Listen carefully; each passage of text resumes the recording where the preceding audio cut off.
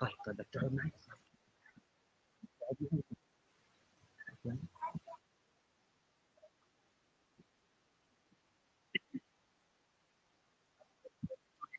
Um, where was I? I forgot. Anybody remember? You guys remember where I was?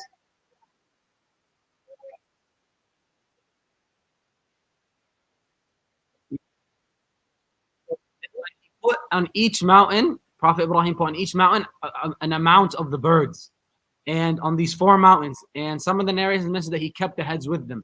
And then Allah tells him, قال ادعوهن يأتينك سعيا, and call upon them, and they will come to you. And so when Ibrahim alayhi salam called the birds to him, they rushed towards him, and like every portion of the bird was basically fixing itself. SubhanAllah. And it sounds crazy, but think about it. Every single one of us is going to pass away. And when people pass away, we bury them. And when you bury people over years and many years and many years, they decompose and they become nothing. Like they merge with the ground, and the bugs eat from them, and the ants eat from them, and everything eats from them, to the point where subhanAllah, there's nothing left, you would think. But Allah is still able to bring that person back to life, and He's able to make him the same, even to the tip of the finger, be the same. When you look at your fingers, Allah will bring those exactly back. SubhanAllah, this is the ability that Allah Azza wa Jal has. And sometimes people might think, oh, like this sounds so crazy, or this sounds so, you know what I mean? It's unbelievable. But the reality is, it is. Just because you don't see it, just like how we don't see China, it doesn't mean it doesn't exist. You know what I mean? Because we have the signs of it. We know that God exists and Allah is able to do everything. And so after this portion, this is kind of the last chronological order of what happened with Ibrahim alayhi salam. Around the same exact time, there was another prophet. Anybody know his name? Around the same time. Okay, everybody said it. MashaAllah. You guys are all aware. So Lut alayhi salam, how is he related to Ibrahim? Anybody know? Just say it. It's okay. That was it. Yeah, but how is he related? Is he his brother? Is he his? How is the Prophet Lut related to Prophet Ibrahim? That's true, but they have Lut alayhi salam is the nephew of Ibrahim. So Ibrahim is his uncle. Does that make sense? So Ibrahim's brother is Lut's father. And Lut alayhi salam grew up with Ibrahim.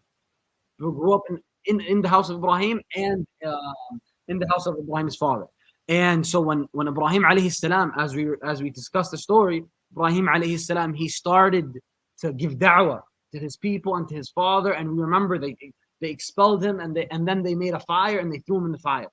And then when he came out of the fire, Allah tells us, فَآمَنَ لَهُ لُوط. The only one that believed in Ibrahim alayhi salam was Lut. And he left with him. And so Ibrahim and Lut left together. And then Allah Azza wa Jal orders Lut to go to the land, and that land is in between Palestine and Urdun. It's where the Dead Sea is. And that land was called Mu'tafika. And that land, the people that used to live there, so Allah Azza wa Jal orders Lut to go to those people, to that tribe. And the people that lived in that land were really, really evil people. SubhanAllah, Allah mentions them in the Quran in all different types of ways, like bad ways. Fasiqeen, musrifeen, you know what I mean? So, they're some scholars say they are mentioned the most in terms of how evil and wretched they were. And so these people, Lut is sent to them. And one of the things that they did, subhanAllah, that was very, very nasty is Allah says, وَلُوطًا إِذْ قَالَ لِقَوْمِهِ أَإِنَّكُمْ لَتَأْتُونَ الْفَاحِشَةَ مَا سَبَقَكُمْ بِهَا مِنْ أَحَدٍ مِنَ الْعَالَمِينَ. That you guys do this fahisha that nobody ever in humanity did before. أَإِنَّكُمْ لَتَأْتُونَ الرِّجَالَ وَتَقْطَعُونَ السَّبِيلَ. You used to basically get in a relationship with men, and you used to be highway robbers. So highway robbers are basically people who used to for if people are traveling and there's a caravan and there is trade happening, because back then they used to not have planes or even the ships was tough, so people would travel with camels and a whole caravan. And so these people, that area was a very, very well-known route, and so they would stop anybody that would pass by and they would rob them and they would basically steal their wealth. And so وَتَأْتُونَ فِي نَادِيكُمُ الْمُنكَرَ, and you used to do a lot of other, basically like things that were considered munkar, were considered evil or wretched. And so Allah describes how evil these people were. And it's to the point where, subhanallah, as Prophet Lut, he's giving them this da'wah, and they're so enraged by his da'wah that they basically expel him. They expel him. They tell him they boycott him. So they don't make friendship with him. They leave him alone. They don't, they don't do business with him. They try to outcast him as much as possible. You know what I mean? And so, subhanallah, after this, along the same time, as remember when we mentioned in the Prophet Ibrahim story that the angels came to Ibrahim, and when these angels came to Ibrahim, they came and they were dressed in all white and they had black beards and they looked really good, and there was no remnants of travel on them. Like back then, if you're traveling, your clothes will get dirt and you'll be a little bit worn down from traveling. And people know everybody that lives in a city because it's small communities, maybe 3,000-4,000 people. It's not a lot of people. So when they see somebody new, they would recognize them.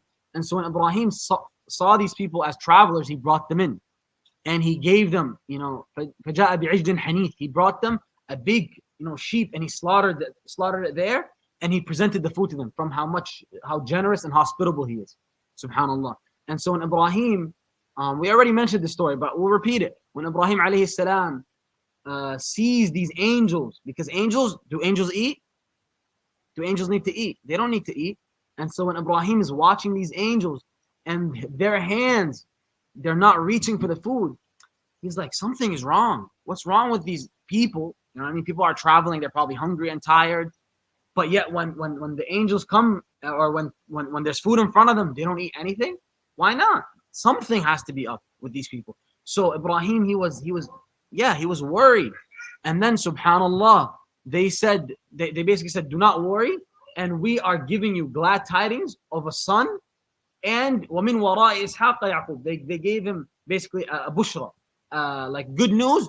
Your wife is gonna have a son, Ishaq, and after Ishaq, you're gonna be a grandfather. You're gonna have Yaqub. And his wife could not believe this because she was old. And when people get older, it's harder to get pregnant. It's harder to have babies because they become older. Subhanallah. When Ibrahim alayhi salam hears this, he's still not even really shook like that. Like his wife was basically like, subhanallah, because she was trying to have baby when she was younger, but she couldn't. Subhanallah, because Allah can do everything. And so at this portion, subhanallah, Ibrahim says, قَالَ فَمَا خَطْبُكُمْ أَيُّهَا الْمُرْسَلُونَ. What's the matter? Why are you really here? Like, you're not just here to give me these news. They said, قَالُوا إِنَّا أُرْسِلْنَا إِلَىٰ قَوْمٍ مُجْرِمِينَ. We have been sent to a people who are criminals, who are evil. And Ibrahim now knew that they're talking about the people of Lut. إِنَّا مُرْسِلُوا عَلَى أَهْلِ هَذِهِ الْقَرْيَةِ رِجْسًا مِنَ السَّمَاءِ. That we're going to bring down from these people basically fire or like these rocks from the sky. And Ibrahim alayhi salam, when he realizes this, being a prophet of Allah Azza wa Jal, having so much mercy and wisdom, يُجَادِلُنَا فِي قَوْمِ لُوط. That's what Allah describes Ibrahim as. He is basically arguing on behalf of the people of Lut. He's trying to buy time for them so that they don't get destroyed. Because as we saw in the people of Ad, Qawm Nuh, Ad and Thamud, all the bad ones, what would happen? The prophet would come, they would disobey the prophet, and the punishment would come. So Ibrahim knew. Yep. And so Ibrahim alayhi salam knows that this will happen to the people of Lut, and so he's trying to buy time. And Allah Azza wa Jal says that there was only one house of believers, which is the house of Lut alayhi salam, and his wife was not even a believer among them. Can you imagine? So there was only him and his daughters, Lut alayhi salam. And everybody, that's all the believers. Everybody else was disbeliever. And so when these angels came to Lut alayhi salam, when the angels came to Lut alayhi salam, and his daughter, as we said, like he was outcasted. His people had him pushed out, and they weren't really spending time with him. And his daughter was outside, and she saw his daughter was outside, and she saw, subhanallah, new people come to the town. And so she was quickly like, let me go tell my father so that these people don't come to them, because they would see any new people that would come, and they would wait for them, and they would try to take them and rob them and do whatever they would do to them. You know what I mean? But subhanallah, when her daughter realized that these people are here, she called and she brought them to Lut alayhi salam. And when Lut alayhi salam saw them, he brought them in, and he tried to be hospitable, and he tried to take care of them, because this is the manners of a Muslim. What do we do when we have a guest, we have anybody? You try to give them from what you eat. You try to present to them, and you try to have good manners. If they need any water, any food, you try to take care of them. This is, subhanAllah, this is not only this is manners of a prophet, but also of a Muslim. That this is what we do. We welcome people, even if they're different, even if they're new. And so, subhanAllah, these people, when these people come to Lut alayhi salam, they're angels, and they're trying basically to tell them, or to tell Lut that time is up. It's time for you to run away, to leave this town, you and your family, and we are gonna bring punishment to these people for what evil they did. Right? Subhanallah. But then, subhanallah, as we said, his wife was what? Was she a believer? She wasn't. So what did she do? She went and she told the rest of the town that Lut has new guests. Lut alayhi salam has guests. And so when she told them that Lut has guests, what did they do? They came rushing. وجاء أهل المدينة مستبشرون. The people of the town, when they heard this, they came happy. Oh, like there's new people that I can basically take advantage of. There's these people that I can come and steal from them and do whatever I want to do with them, and just abuse them in any way I can. So when his wife told them, these people come rushing, and they came, and subhanallah, they tried to to talk to Lut alayhi salam about them, and like Lut, just give them to us, stop protecting these people. And Lut alayhi salam tells them, like, no, if you guys want, you can marry my daughters, and do things the right way. You can become good people, and I will help you, and I will do this. And he's trying to give them good insight, or like trying to give them good da'wah, that become good people, stop stealing, stop doing whatever you're doing, and and you can marry my daughters and have a good life.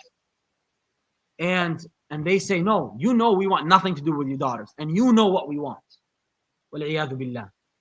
And so when these people, turned away from this, and when they completely disobeyed Allah Azza wa Jal, and they tried to go and go after the people, the duyuf that Lut alayhi salam had, Allah's punishment came.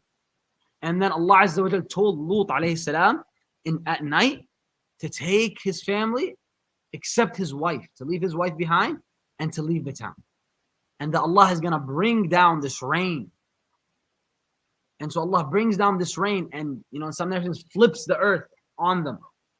Subhanallah. And they all die, subhanallah. And Allah mentions that He leaves this as a sign for us till today. And that's why, subhanallah, it's known that the Dead Sea, which is like between Palestine and Jordan, is where these people used to live. And subhanallah, like this is where the adhab of Allah came upon them. And this is not for us to sit there and like just know. It's for us to, anytime we think about this, remember it. You know what I mean? To keep this in our mind. Subhanallah. And so this is the story of Lut alayhi salam. And the reason why this is relevant today, which is, subhanallah, hard to explain to all of us, but the reason why it's relevant is because there's many, many levels to it. One is that when you, as a person, go on the path of following your desires, your simple desires, even if it's going to be just food. If you just eat whenever you want to eat, and you sleep whenever you want to sleep, and you live your life just following your desires. And I know a lot of the old elders understand what I'm saying. If you just live following your desires, it's going to lead you to a very bad place. Subhanallah. And this place, there's an ayah that Let me see if I can find it.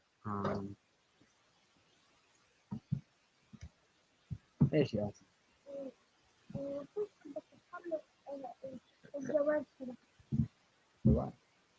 خمس دقائق 5 دقائق كان قصدي الخطة. So subhanallah, basically that Allah describes that this type of behavior as intoxicant. And yani, this behavior, when people become in that mindset where they're just following their desires, they reach a point where they're basically drunk. Yani, maybe not drunk in the sense of like they're tipsy, like they're gonna, but it's more of these people become uncontrolled, they can't control themselves. That's why subhanallah, there's a story where Ali radiallahu anhu, when he heard of a man being abusive in that way, you know what I mean, like assaulting somebody and in a certain way, he ordered him to be whipped just how a drunken person is whipped, because he related the fact that, you know what I mean, Allah mentions in the verse, I can't actually get it, I forgot, subhanallah, but Allah mentions that these people وَإِنَّ فِي سَكْرَتِهِمْ لَيَعْمَهُونَ, from how drunken they have become, they become blind. But subhanallah, Ali radiallahu anh basically relates. Yeah, we have the verse. فَذَرْهُمْ فِي سَكْرَتِهِمْ يَعْمَهُونَ. Basically leave them in their drunken state blind. Because subhanallah, when you go down the desire, especially that one in specific, people can become drunk. Like basically, because subhanallah, sometimes when you describe it, it's unbearable for the mind. Like how can a person commit such action? Subhanallah. But it's because that's how that desire develops when they keep pushing it to the limits. And we live in a time where this is celebrated in our schools, in our public areas. And if you are against it, then you are the one that's backward. And unfortunately, that's not the case. Unfortunately, subhanallah, yani, as we see here, these people were the first people that started this type of sin. And not only, Allah show us the punishment that He's going to give them. Also, subhanallah, we saw, what's going to happen to anybody like that now, subhanallah. But the whole point, this doesn't mean because we hear the story and because we remember it that we tend to treat people, you know what I mean? Especially like now, subhanallah, there's a new phenomenon. You'll find Muslims indulging in such actions. That doesn't mean that this takes them out of the fold of Islam. This is a sin, and it's a major sin. It's like somebody who's drinking, even more, somebody who's doing other relationships. But subhanallah, it doesn't remove them from the unity of the ummah. And so our best action is to wish them good. I'm not saying we need to be their best friends, especially like non-Muslims, but there needs to be a level, especially in the land that we live in. We live in a secular land where Islam is not the dominant religion. And so we need to treat these people with respect, like humans, and the hate should not be displayed. We hate the action. We don't hate the individual. And so this is important to say, subhanAllah, and especially to my younger brothers, hate is never the answer for Muslims. Yeah, you can hate the action. You can hate somebody is a robber. You hate what he does. You don't hate who he is. SubhanAllah. And this is very important because in our schools and our systems, we need to hate the actual actions and not the people, especially because of what's going on now on politically. We all know, where the alliances meet. And SubhanAllah, that group in particular is one that's always siding with us against Islamophobia for the Palestinian cause. And so it would, from the seerah of the Prophet ﷺ and from, different, understandings that we should not reject help, but we do not compromise our values because of that. And that's the bottom line, that we do not compromise our values, yet we keep and we show love to everybody, especially in subhanAllah, now and in the next generation. There's a lot of people that go through these issues. There's I hope I don't know any, but I know in other communities, if you go to California, even New York, where like the Muslim community has been there for many, many more years, they have some of these issues. And if we don't know how to discuss them and talk about them and actually, be there for our kids and for our community, then it's bad. And so I recommend for all the parents to have those kind of talks with your kids. It's very tough. I understand. I'm having such a hard time. But you know what I mean? It's your job more than it is mine to have these discussions and to explain to them where we stand as Muslims, but make sure that the hate is not there because that's going to be counter to everything we do. So inshallah, this will wrap up the story of Lut alayhi salam. And next week, we mentioned Ishaq being born. Next week, inshallah, we will jump to Yaqub and Yusuf alayhi salam. And so that should be, you know what I mean, a few classes, inshallah. So I hope to see all you guys there. سبحانك اللهم بحمدك نشهد أن لا إله إلا أنت نستغفرك ونتوب إليك. Questions? تفضل محمد. Please.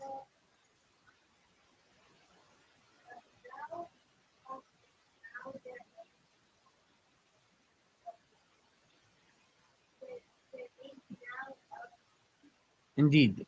Indeed. طلع فهمان أكثر مني.